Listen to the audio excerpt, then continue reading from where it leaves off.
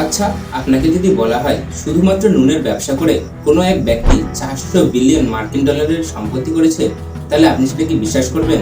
আজ্ঞে হ্যাঁ, পৃথিবীর ইতিহাসে এমন এক ব্যক্তি আছে যিনি শুধুমাত্র নুনের ব্যবসা করে 400 বিলিয়ন মার্কিন ডলারের সম্পত্তি করেছে। কে সেই ব্যক্তি, কি বা তার পরিচয়? তো বন্ধুরা, মাইন্ডফুল ভাইবসের নতুন একটি ভিডিওতে তোমাদের স্বাগত। আমি তোমাদের সাথে আছি অপু, আর আজকে আফ্রিকার মালি প্রদেশের শাসক মানসা মুসার জীবন সম্বন্ধে কিছু আলোচনা করব, যা অনেকেই জানেন না। 1280 খ্রিস্টাব্দে আফ্রিকার মালি প্রদেশে মানসা মুসার জন্ম। তিনি একাধারে ছিলেন মালি প্রদেশের প্রতিষ্ঠাতা সিন্দিয়াতা কিতারের ভাগ্নে। 1312 খ্রিস্টাব্দে তিনি মাত্র 32 বছর বয়সে মালি প্রদেশের শাসক হন এবং এরপর থেকেই তিনি নিজের রাজ্য বিস্তার এবং তার ধন সম্পত্তি বাড়াতে থাকেন। অনেক ঐতিহাসিক বলেন এই ব্যক্তির কাছে এত পরিমাণ সোনা এবং ধন সম্পদ ছিল, তিনি চাইলে 5 থেকে 10 কিলোমিটার রাস্তা সোনা দিয়ে মুড়ে ফেলতে পারতেন। তিনি ঘুমোতেন সোনার পালঙ্কে এবং স্নান করতেন সোনার পাহাড়ে দাঁড়িয়ে। তাহলে বুঝতেই পারছেন কতটা ধনশালী ছিলেন এই ব্যক্তি। 13 এবং 14 শতকে পৃথিবীর সব থেকে ধনশালী অঞ্চলগুলির মধ্যে একটি ছিল মালি প্রদেশের এই অঞ্চলটি। সোনার খনি এবং নুনের খাড়ির জন্য এই অঞ্চলটি বিশেষ বিখ্যাত ছিল। বলা বাহুল্য যে পৃথিবীর অর্ধেক সোনার মালিকানা এই মালি প্রদেশেই ছিল। এই কারণেই অল্প সময়ের মধ্যেই মানসা মুসা পৃথিবীর ইতিহাসে সবথেকে ধনশালী ব্যক্তিত্বের পরিচয় লাভ করেন। তিনি একাধারে ধনসম্পদশালী শাসকের সাথে সাথে একজন সুদক্ষ শাসকও ছিলেন। তার হাত থেকে কেউ খাজনা ফাঁকি দিতে পারত না এবং তার কাছে ছিল বিভিন্ন আন্তর্জাতিক নদীপথ, যার মাধ্যমে তিনি বিদেশের সঙ্গে ব্যবসা করতেন এবং বলা বাহুল্য তিনি এইসব বণিকদের কাছ থেকেও নগদ মূল্যের কর আদায় করতেন।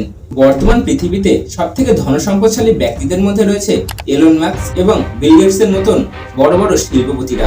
তবে আপনি জানলে আশ্চর্য হবেন যে এই সমস্ত শিল্পপতিরা এখনো পর্যন্ত মানসা মুসার সম্পত্তির ধারে কাছেও আসতে পারেনি। ইতিহাস বলে মানসা মুসার সম্পত্তির পরিমাণ প্রায় 400 বিলিয়ন মার্কিন ডলার। তবে ঐতিহাসিকরা আজ পর্যন্ত মানসা মুসার সঠিক ধন সম্পদের তথ্য বের করতে পারেনি। ইতিহাস বলে মানসা মুসা 1324 সালে হজ যাত্রার জন্য মক্কায় যান এবং এই মক্কা যাওয়ার সময় তার সঙ্গী হয়েছিলেন প্রায় 60,000 মানুষজন এবং সবার হাতে ছিল একটি বড় বড় সোনার দণ্ড এবং ছিল তার সঙ্গে 100টি উট। এই সমস্ত উটের পিঠে বোঝাই করা ছিল 40 কেজি ওজনের সোনার গুঁড়ো বস্তা।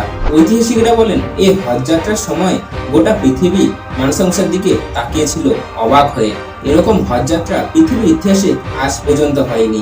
ইতিহাস বলে এই হজ যাত্রার সময় মানসা মুসা মিশরের কায়রো অঞ্চলে এত পরিমাণ সোনা দান করেছিলেন যে সেই মিশরের কায়রো অঞ্চলের অর্থনৈতিক অবস্থা ভেঙে পড়েছিল। তাহলে বুঝতেই পারছেন মানসা মুসা কতটা ধন সম্পদশালী ব্যক্তি ছিলেন এবং তিনি কতটা সোনা সেই সমস্ত ব্যক্তিদের মধ্যে দান করেছিলেন। আনুমানিক 1337 খ্রিস্টাব্দে মানসা মুসা মারা যায় এবং মানসা মুসার মৃত্যুর পর মালি প্রদেশের অর্থনৈতিক অবস্থা ভেঙে পড়ে। তবে যাই হোক, মানসা মুসা ছিল পৃথিবীর ইতিহাসে সব থেকে ধন সম্পদশালী একজন ব্যক্তি।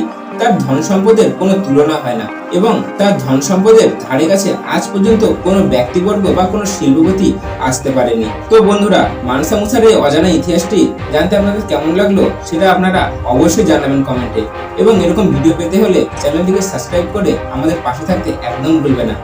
দেখা হচ্ছে নতুন কোনো ভিডিওতে নতুন কোনো টপিকের সঙ্গে। ততক্ষণ ভালো থাকবেন, সুস্থ থাকবেন। জয় হিন্দ, জয় ভারত।